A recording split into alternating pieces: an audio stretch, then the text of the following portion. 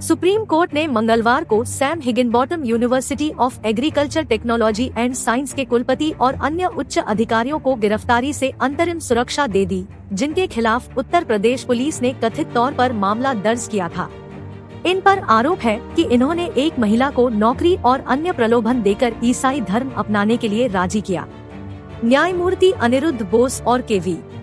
विश्वनाथ की अवकाश पीठ ने आदेश दिया, उत्तर प्रदेश के जिला हमीरपुर के बेवर पुलिस स्टेशन में दर्ज एफआईआर संख्या 305/2023 दिनांक 4 नवंबर 2023 के संबंध में याचिकाकर्ताओं को गिरफ्तारी से बचाने के लिए एक अंतरिम आदेश भी होगा।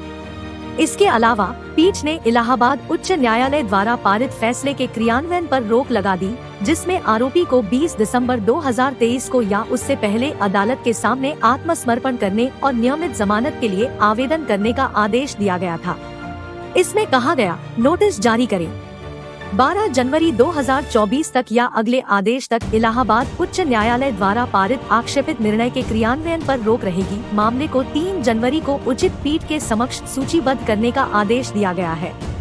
11 दिसंबर को पारित एक आदेश में उच्च न्यायालय के न्यायमूर्ति राहुल चतुर्वेदी और न्यायमूर्ति मोहम्मद अजहर हुसैन इदरीसी की खंडपीठ ने धारा 376D सामूहिक दुष्कर्म और अन्य आईपीसी धाराओं और संबंधित धाराओं के तहत विश्वविद्यालय के अधिकारियों के खिलाफ उत्तर प्रदेश विधि विरुद्ध धर्म संपरिवर्तन प्रतिषेध अधिनियम 2021 और अनैतिक व्यापार निवारण अधिनियम 1956 दर्ज एफआईआर को रद्द करने से इनकार कर दिया था।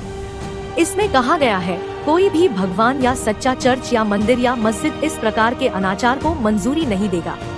अगर किसी ने खुद को अलग धर्म में परिवर्तित करने का विकल्प चुना है तो यह मुद्दे का बिल्कुल दूसरा पहलू है। मौजूदा मामले में एक युवा लड़की के कोमल मन पर उपहार, कपड़े और अन्य भौतिक सुविधाएं प्रदान करना और फिर उसे बपतिस्मा लेने के लिए कहना एक अक्षम्य पाप है। उच्च न्यायालय ने कहा था कि एफआईआर में लगाए गए आरोप बेहद गंभीर और भयावह है और हमीरपुर के पुलिस अधीक्षक एसपी को व्यक्तिगत रूप से जांच की निगरानी करने और 90 दिनों के भीतर संबंधित मजिस्ट्रेट के समक्ष एक रिपोर्ट प्रस्तुत करने को कहा था। अपनी शिकायत में महिला ने आरोप लगाया कि वह एक निम्न मध्यम वर्गीय परिवार से थी और उसे एक अन्य महिला ने फंसाया था, जो उसे नियमित रूप से चर्च ले जाती थी और आरोपी द्वारा नियमित रूप से उसका यौन शोषण किया जाता था, जिसमें SHUATS, जिसे पहले इलाहाबाद कृषि संस्थान के रूप में जाना जाता था, के वीसी भी शामिल थे। एफआईआर में कहा गया है कि उस युवती पर धर्म परिवर्तन और दूसरे गैरकानूनी कामों के लिए दूसरी महिलाओं को लाने का दबाव डाला गया। इस बीच आरोपी ने दलील दी थी कि पीड़िता को श्वार्ट्स में नौकरी की पेशकश की गई थी और जब उसे 2022 में नौकरी से बर्खास्त कर दिया गया तो उसने वाइस चांसलर समेत श्वार्ट्स के सभी उच्च अधिकारियों को फंसाने के लिए एफआईआर में उल्लिखित एक कहानी बनाई।